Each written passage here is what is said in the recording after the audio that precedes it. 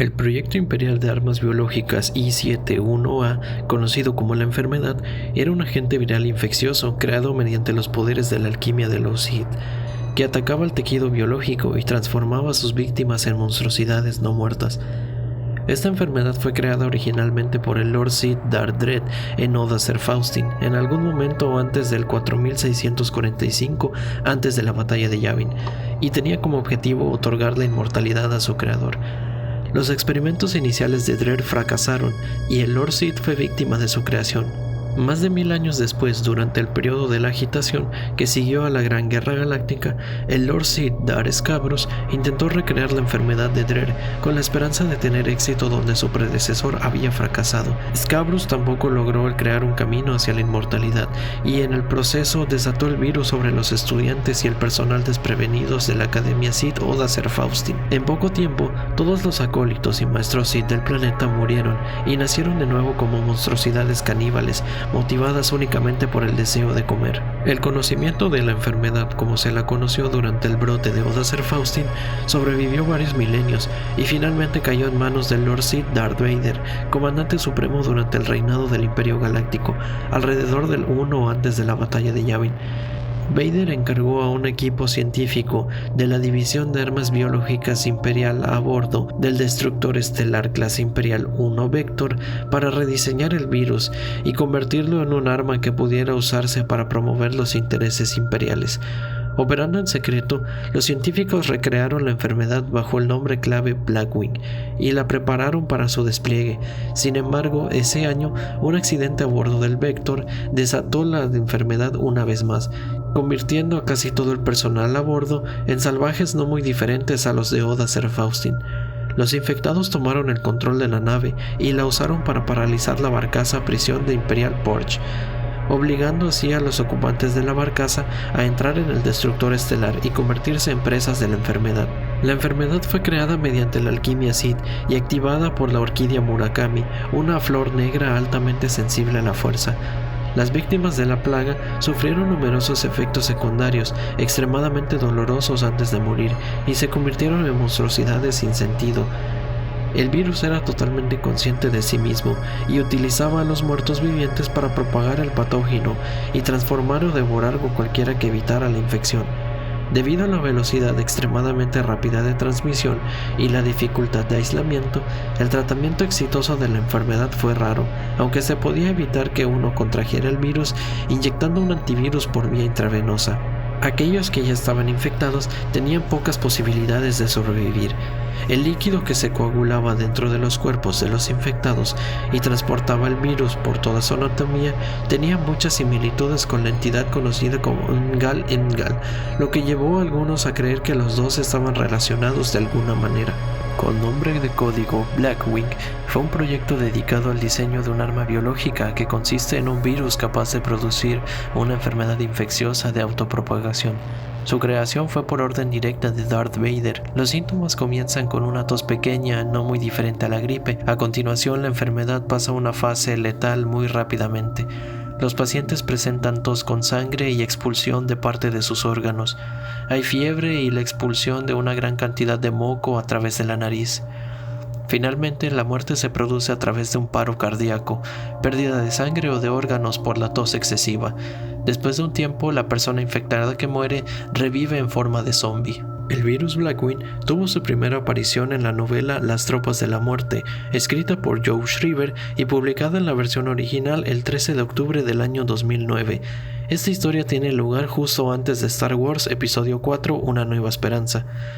Según comentarios del mismo autor, he de decir que me divertí como nunca. Ahora estoy con los últimos cambios y he intentado crear exactamente el tipo de libro que te gustaría leer si fuiste un niño de los 70 que creció con la trilogía original de Star Wars y que de verdad busca el horror al estilo del Resplandor y Alien, mezclado con una pequeña dosis de William Gibson. Resumen de la novela. La barcaza de la prisión Imperial Purge se dirige hacia una luna de detención, llevando consigo 500 peligrosos presos, cuando de pronto, en medio del distante y deshabilitado espacio de los motores, dejan de funcionar, dejando al Purge a la deriva en medio de la nada, y además imposibilitados de comunicarse para pedir ayuda.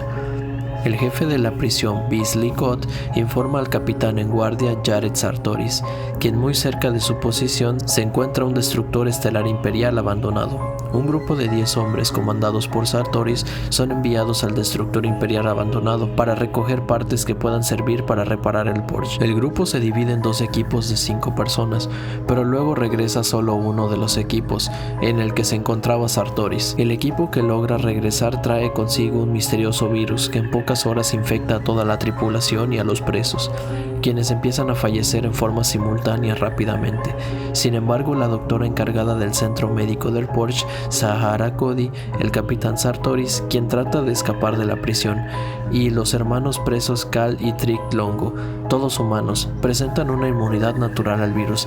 Zahara Cody hace un análisis para encontrar la vida en la barcaza y encuentra 2 individuos aislados en una celda para los presos más peligrosos en el último nivel de la prisión. Cody lleva consigo un antídoto contra el virus, elaborado a partir de su sangre, para aplicar a estos 2 presos que no podrían ser inmunes. Zahara Cody encuentra ahí en el aislamiento a un Wookiee adulto y a un joven humanos, nada más y nada menos que Chewbacca y Han Solo. Tras inyectarles el antídoto, recorren la prisión, observando que los cadáveres han desaparecido. De regreso al centro médico, ven que los cuerpos han despertado. Ahora los muertos están de regreso a la vida, como bestias irracionales con hambre de carne viva. Han, Chewie, la doctora Cody, los hermanos Longo huyen de los zombies hacia donde ellos creen será más seguro. El destructor imperial abandonado, que aún se encuentra conectado por un conducto al Porsche antes de llegar. Kay Longo es mordido por su padre, ahora zombie, quien había muerto en la prisión hace unas semanas. Ya en la otra embarcación, la doctora Cody va en busca de suministros médicos para atender al malherido Kale. Han, Chewie y el adolescente Trick Longo se dirigen hacia el puente de mando, pero en su camino se dan con la sorpresa de que el buque no está abandonado. Toda su tripulación también ha sido infectada. Han, Chewie y Trick corren toda la prisión hacia el puente de mando para tratar de desactivar el rayo tractor y huir en alguna nave del hangar. Mientras tanto, Zahara Cody atiende la mordedura de Kale. Cuando los zombies logran atravesar el conducto hacia el destructor, Zahara trata de escapar llevando cargado a Kale, pero el disparo de un blaster de uno de los zombies acaba con la vida del mayor de los hermanos Longo. Desesperadamente, Zahara deja el cadáver de Kale y sigue corriendo hasta que llega a un laboratorio secreto, el Biolab 242, donde se encuentran datos sobre el misterioso virus creado por el Imperio, que es responsable de la infección, llamado Blackwing. Zahara luego, con la asistencia de un droide 2-1B, obtiene las direcciones para llegar al hangar y encontrarse con los demás sin toparse con la tripulación de zombies. Jared Sartoris, quien había tratado de escapar del Porsche en un pod por su cuenta, no logra su cometido y aterriza en el hangar del buque imperial. Ahí se encuentra con 7 tripulantes vivos del buque, inmunes al virus, que estaban atrapados en una lanzadera sin poder salir a causa de los zombies.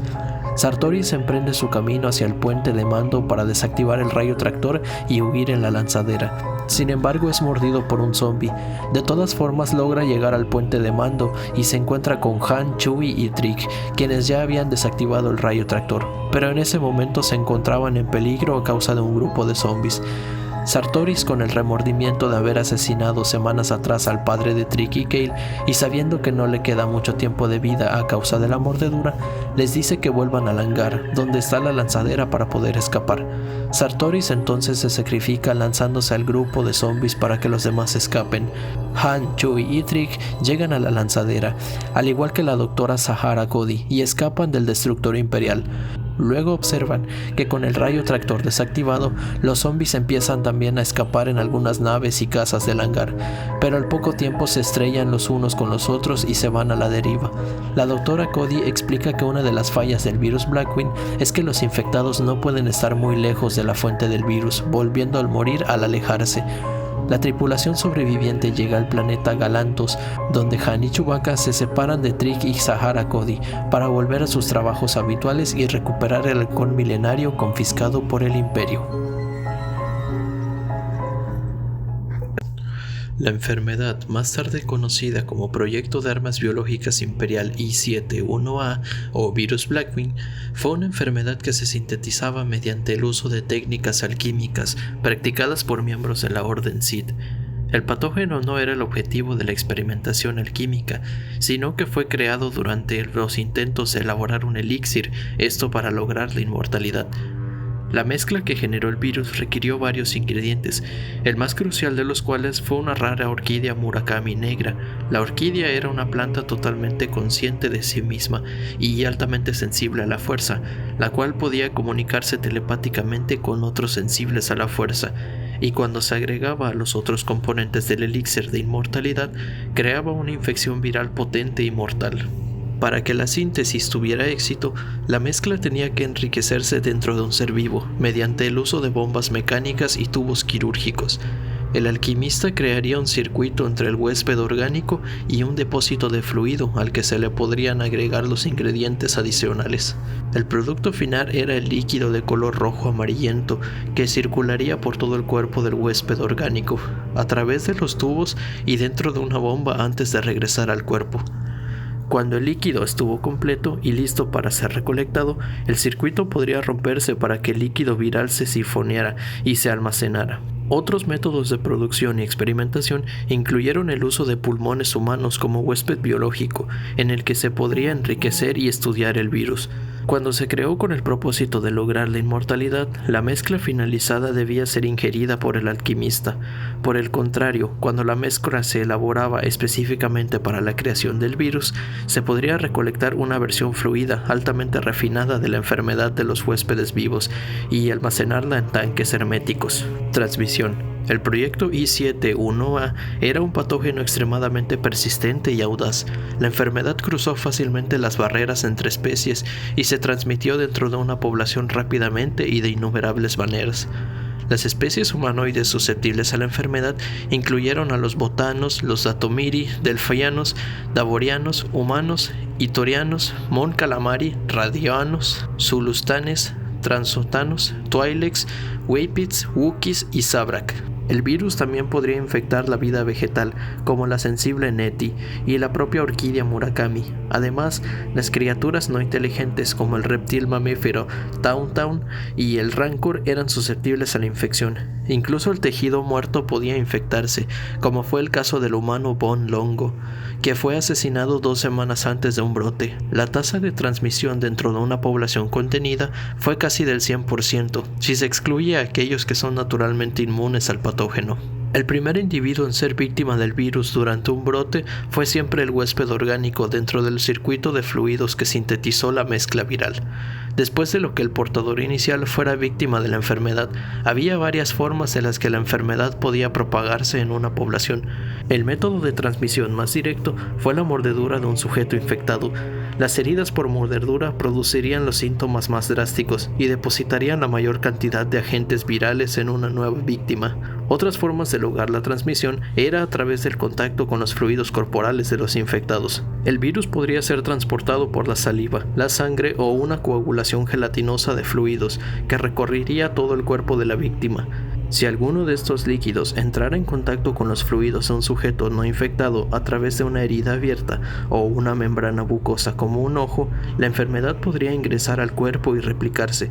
Un método de transmisión exclusivo de la versión armada del virus fue la transmisión aérea. Cuando se almacena dentro de tanques herméticos, el virus podría liberarse a la atmósfera al permitir que los tanques estén sujetos a una fuga. En su cepa aérea, el virus podría trascender todos los esfuerzos de cuarentena y contención para llegar a nuevos huéspedes y acumular más víctimas. De esta forma, la enfermedad podría incluso interferir en personas que lleven equipo de riesgo biológico o armaduras de soldado de asalto, ambos diseñados específicamente para prevenir ataques químicos o biológicos. Síntomas. Los efectos de la enfermedad sobre el tejido orgánico fueron drásticos y abrumadores. La enfermedad actuaba rápidamente para destruir un cuerpo, pero la gravedad de sus síntomas variaba mucho, dependiendo del método de transmisión que resultara en la infección y la especie de la víctima. La forma más directa de transmisión, la mordedura, provocó una reacción corporal más rápida, inmediatamente después de que el virus entrara en el sistema del sujeto. Su piel adoptaría una palidez grisácea y transpiraría profusamente. La carne alrededor del sitio de transmisión comenzaría a necrosarse en cuestión de minutos y se desarrollaría un líquido gris gelatinoso debajo de la herida. La visión de la víctima rápidamente se vería afectada y su respiración sería difícil. Minutos después de ser mordido, el humano Mnarrat comenzó a sufrir todos estos síntomas, además de un dolor punzante en el brazo izquierdo y violentas alucinaciones de un esquelético puño negro apoderándose de su corazón. Otros experimentaron síntomas mentales que iban desde recuerdos emocionales vívidamente reproducidos hasta visiones de una boca abriéndose desde el interior de su torso. Algunos, como Raat y Ranslusk, consideraron que los momentos finales de la vida eran una experiencia reconfortante y fortalecedora. La especie Neti experimentó un periodo de incubación más largo cuando se infectó a través de una mordedura. A medida de que el virus se propagaba por su cuerpo, la corteza que se le servía de piel se volvía de un color marrón oscuro o negro y comenzaba a mudar. Sus ramas se atrofiaban y se agrupaban, y la víctima emitía un olor a humedad que luego se intensificaba hasta convertirse en un odor pantanoso y enfermizo. A medida de que la corteza se mudaba, dejaba al descubierto llagas abiertas y revelaba el duramen pulposo dentro del cuerpo, del que se filtraban la saliva y otros fluidos corporales. Cuando los whippets se infectaban a través del contacto con fluidos corporales, el sitio de transmisión sufría una gran hinchazón y necrosis, y filtraban sangre y una secreción espesa. Sus colmillos se volvían de un color amarillo enfermizo, entre otras cosas. Todas las víctimas de transmisión de fluidos y mordeduras, independientemente de la especie, eventualmente se volvieron locas por la progresión de la enfermedad en su cerebro, lo que resultó en una pérdida de autoconciencia y control corporal. Esto llevó a los infectados a sufrir ataques de ira homicida antes de que el virus finalmente apagara sus cuerpos. Los síntomas experimentados por quienes contrajeron el virus a través del contagio aéreo se prolongaron durante un periodo más largo que los experimentados por las víctimas de mordedura. Cuando el virus se activaba dentro de un sujeto, inmediatamente sufría una tos leve y drenaje de los senos nasales. Las dificultades respiratorias empeorarían gradualmente, provocando dificultad para respirar y sonidos profundos y ruidosos, de acumulación de moco en los pulmones. El paciente experimentaría rápidamente anomalías gastrointestinales, incluidos vómitos y náuseas. La piel se volvía de un color verde pálido o gris y sudaba intensamente, similar a la víctima de una mordedura. A diferencia de las víctimas de mordeduras, estos síntomas empeoraron continuamente en el transcurso de varias horas e incluyeron afecciones como fiebre y hemorragia interna. Pronto siguieron vómitos con sangre, convulsiones, paro respiratorio y cardíaco, así como letargo y dolores generalizados. Otros pacientes sufrieron hemorragias internas y externas e incluso entraron en coma. Aquellos que evitaban el coma generalmente caían en un estado de delirio, experimentando vívidas alucinaciones que finalmente conducían a una locura agresiva. Esto haría que las víctimas se atacaran entre sí o se suicidaran. Otros murieron a causa de convulsiones, paro cardíaco o pérdida de sangre. El virus transportado por el aire interactuaba de manera diferente a la fisiología de la especie Wookiee. Los Wookiees que se infectaron sufrieron una inflamación de la lengua que se restringió a sus vías respiratorias. Un líquido espeso y gris se acumuló en sus gargantas, lo que eventualmente provocó que se rompieran y expusieran la musculatura interna. Antes de morir, los Wookiees eran susceptibles a horribles alucinaciones. El contrabandista Chewbacca tuvo visiones de su familia y de jóvenes Wookiees muertos durante la celebración del Día de la Vida.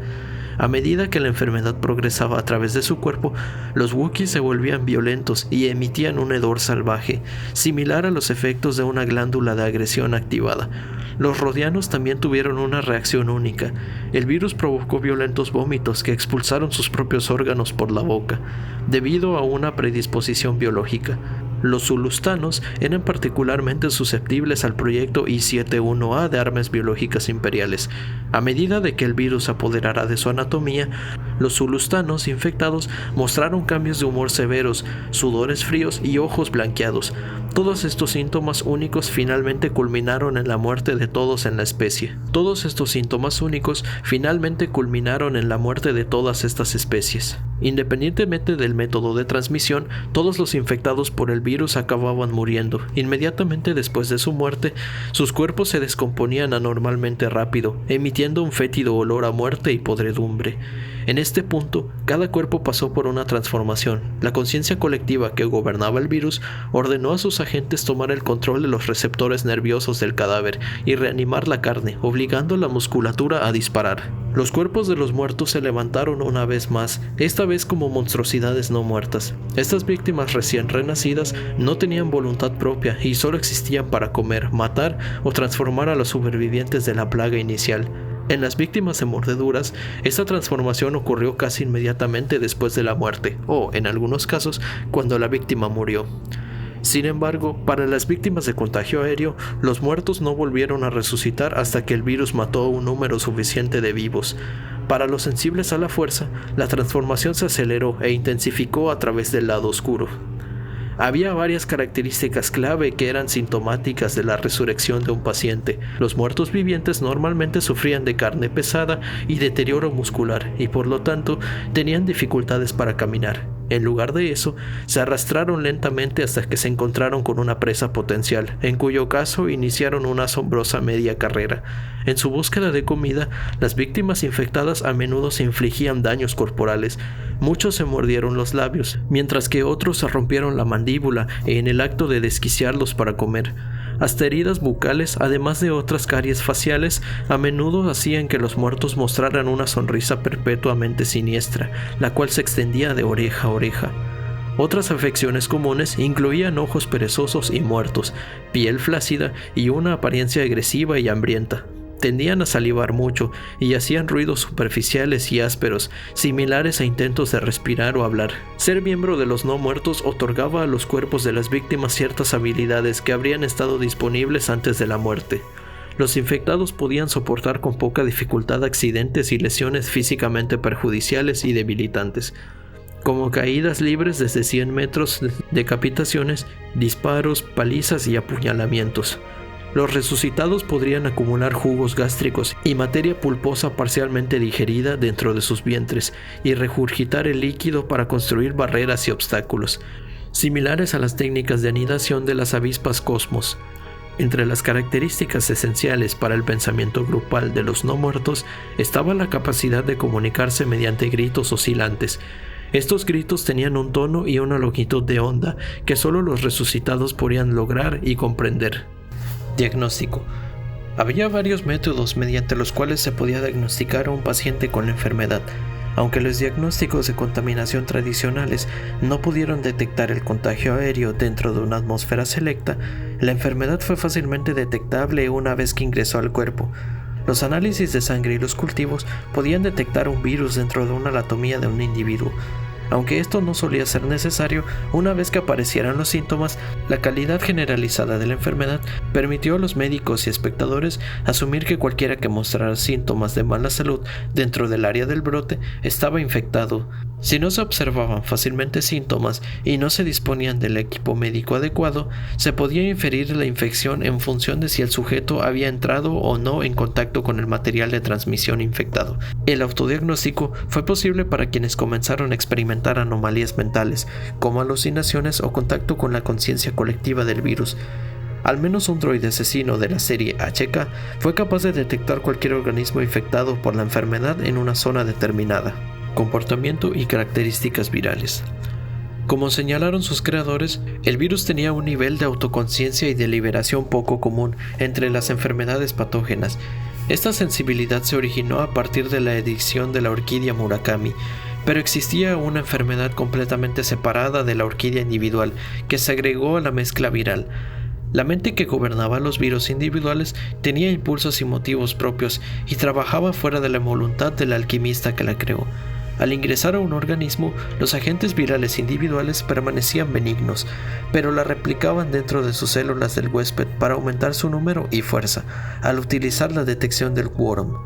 Las partículas virales podían saber cuándo su número había alcanzado un punto en el que los organismos huésped serían incapaces de combatirlas con su propio sistema inmunológico. Cuando se alcanzaba este umbral, las partículas de la enfermedad se activaban en total virulencia y atacaban el cuerpo de su portador. Este comportamiento afectó a las víctimas más que a un nivel microbiológico únicamente.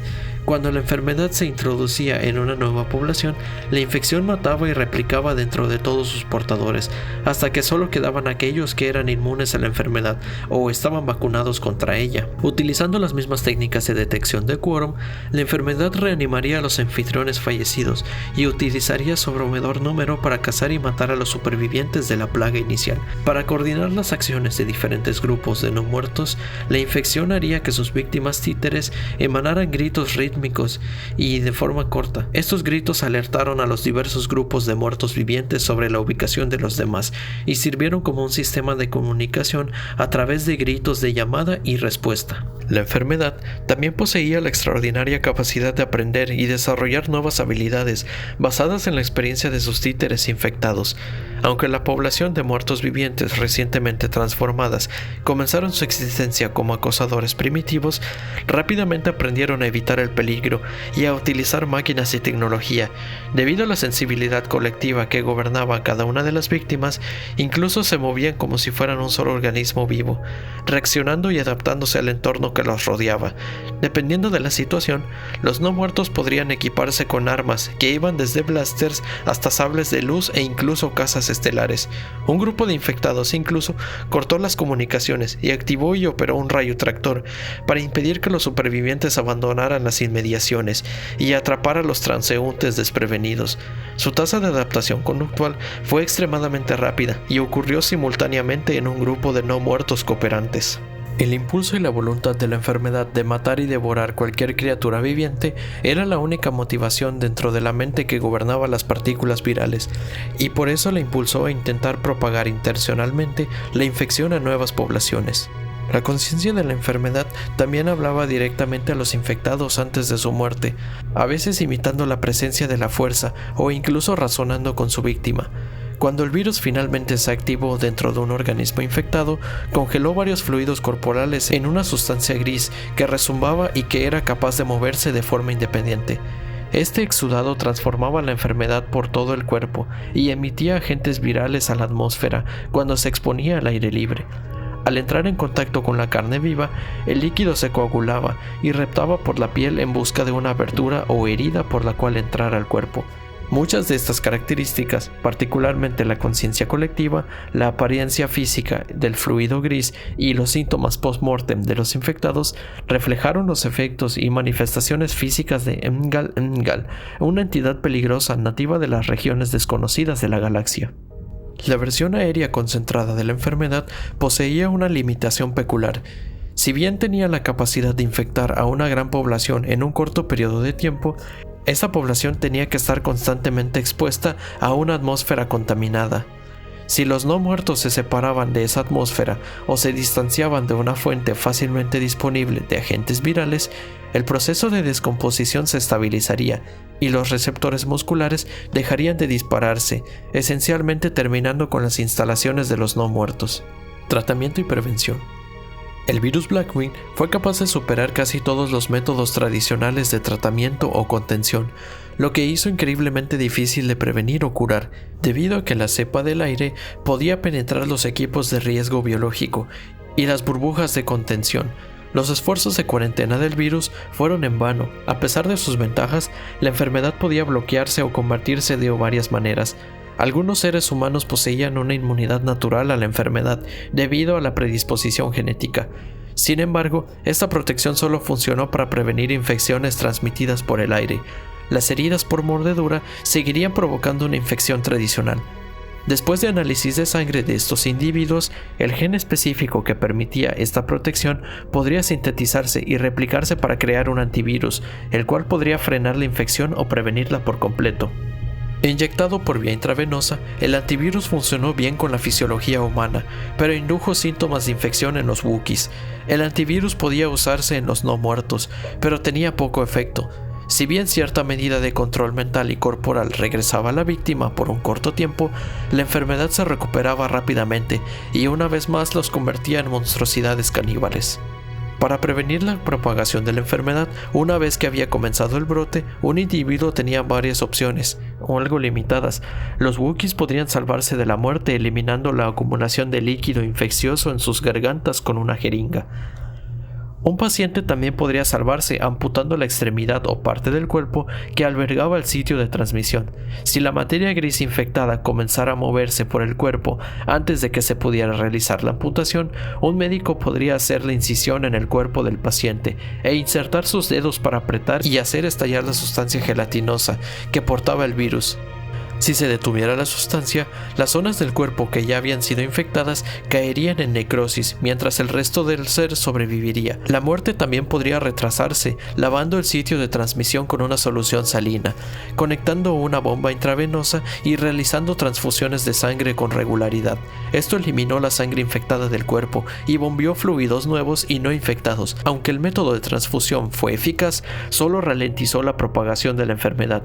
Con el tiempo, el virus se apoderaría de la sangre fresca, convirtiendo lentamente al paciente en un miembro de los no muertos. Para destruir las hordas de muertos vivientes, solo ciertos métodos resultaron exitosos. Triturar los cuerpos de los infectados fue eficaz, pero algunos de los restos aún podrían propagar la infección. Cortar a una víctima con un sable de luz, quemarla con un lanzallamas o aplastarla debajo de un objeto pesado destruyó a una víctima zombie. Otros métodos efectivos incluyeron el uso de explosivos, conjurar relámpagos de fuerza contra los beligerantes o destruir el cráneo. Además, como ocurre con la mayoría de los seres vivos, la vaporización completa fue exitosa. Un individuo sensible a la fuerza que hizo contacto con la conciencia de la orquídea Murakami, que se usó para crear la mezcla viral, podría, en ocasiones, instar a la orquídea a crecer dentro de los cuerpos de los no muertos. Si la orquídea estuviera de acuerdo, podría obligar a las esporas dentro del fluido viral a germinar y salir del cuerpo.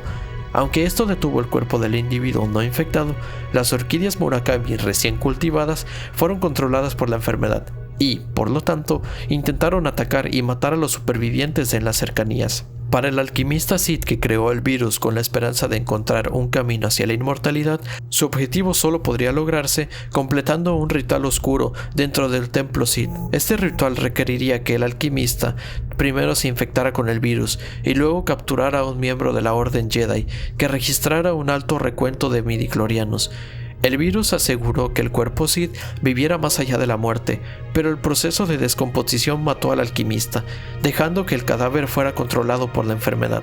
Al usar una espada Sith para cortar y devorar el corazón de los Jedi, rico en midichloriano, que aún los Sith podrían conservar las cualidades que desafiaran la muerte y otorgadas por el virus Blackwing, pero evitarían la disolución de su tejido corporal, con lo cual obteniendo la inmortalidad definitiva. Si el video te gustó, puedes dejar tu like, compartir y suscribirte para ver más material que te puede interesar. Activa la campana para no perderte ninguno de mis próximos videos. Si quieres estar más en contacto conmigo directamente, puedes enviarme un mensaje vía Instagram, ahí estoy conectado diariamente. Si tienes alguna idea o sugerencia para un próximo video, entonces puedes hacérmelo saber en la caja de comentarios. Se despide su servidor Sid, nos vemos en la próxima.